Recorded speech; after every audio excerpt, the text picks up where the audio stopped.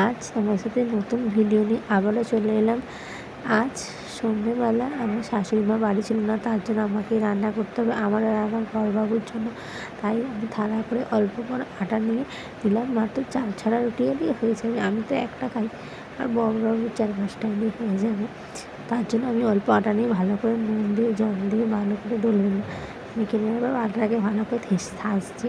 থেসে নেওয়ার পর ওখান থেকে কয়েকটা লিচি কাটবো, লিচি কেটে নিয়ে রুটিটা করবো। কিন্তু ভাবছি রুটি ফুলবে তো, গোল হবে তো, কিন্তু হ্যাঁ হবে।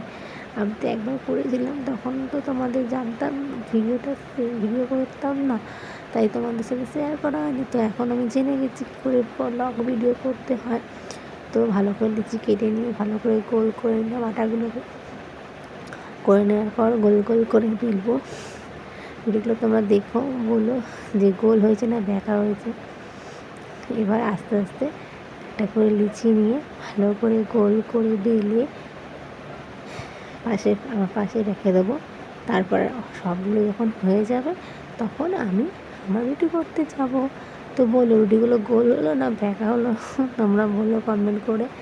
তো আমার তো আদৌ ভালো হবে, কারণ রুটি তো করেছিলাম, কিন্তু ভালোই হবে।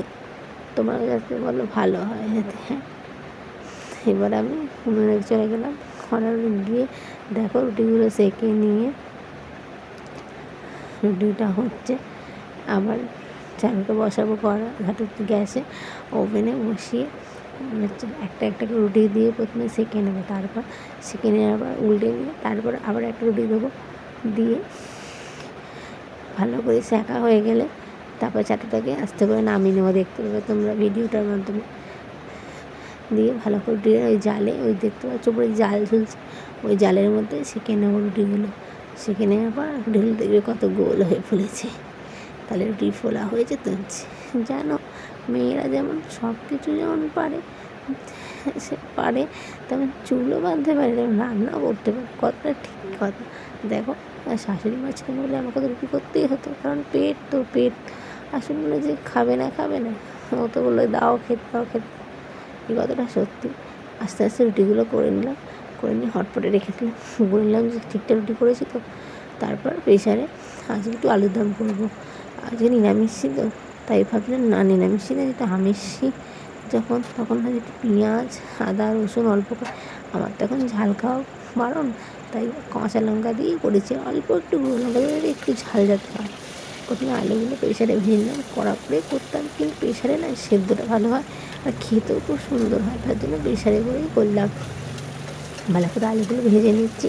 ভেজে নেওয়ার পর তারপর ওর মধ্যে অল্প একটু লবণ দিলাম, যাতে সেদ্ধটা তাড়াতাড়ি ভালোভাবে হয়েছে। হেলেন দিতে যে আমার শাশুড়ি মাও দেয়, বলে হেলেন দিলে পরে আলুগুলো তাড়াতাড়ি সেদ্ধ হয়ে যায়। তার জন্য আমি আলুগুলো নুন দিয়ে ভালো করে হেলেন দিলাম। দেওয়ার পর ভাজা হয়ে গেলে বাটির মধ্যে আলুগুলো তুলে নেব। তারপর লঙ্কা কুচি, আদা কুচি, রসুন কুচি, তারপর এক এক করে লঙ্কা কুচি দিলাম তেলের মধ্যে। তারপরে পেঁয়াজ কুচি, লঙ্কাটা ভাজা হয়ে যাচ্ছিলো, ভাজার পর একটু পেঁয়াজ কুচি দিলাম।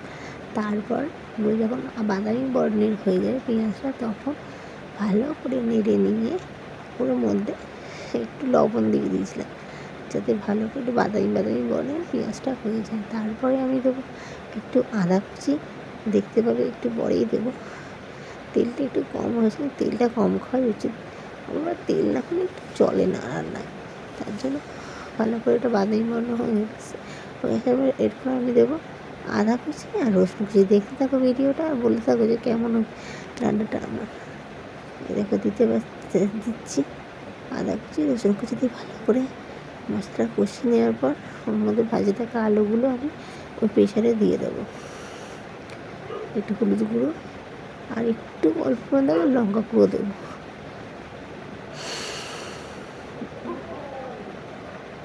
দিয়ে ভালো করে মশলাটা কষিয়ে নিলাম। কষিয়ে নেওয়ার পর আলুগুলো দেবো। দাঁড়াও, একটু জিরে গুঁড়ো দিতে মনে পড়ে গেলো যে একটু জিরে গুঁড়ো লাগবে। দাঁড়াও, একটু জিরে গুঁড়ো ক্যামেরাটা অফ করে জিরে গুঁড়ো আমি দিলাম। জিরে গুঁড়ো দিলাম একটু। জিরে গুঁড়ো দেওয়ার পর ভালো করে নিয়ে নিলাম মশলাটাকে। নেড়ে নেওয়ার পর আলুগুলো দিয়ে দেবো।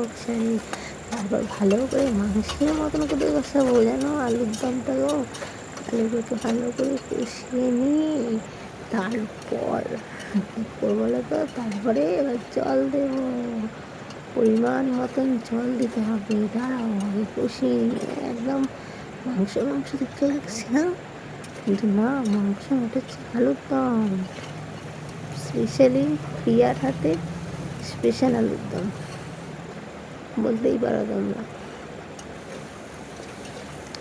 এর মধ্যে পরিমাণ জল দিয়ে প্রেশারটা চাপা দিয়ে দেবো। তারপর দেখবে আলুর দম না মাংস ওর থেকেও ফেল করে দেবে। দেখো হয়ে গেল, এবার নামিলাম, ব্যাস দেখো আলুগুলো কত সফট হয়ে গেছে, কত গলে গেছে। এবার একটু গরম মশলা নামিয়ে নিলাম, রেডি আমার আলুর দম। কেমন হয়েছে ভিডিওটা বলো, আর কমেন্ট করতে ভুলো না বন্ধুরা। বাই।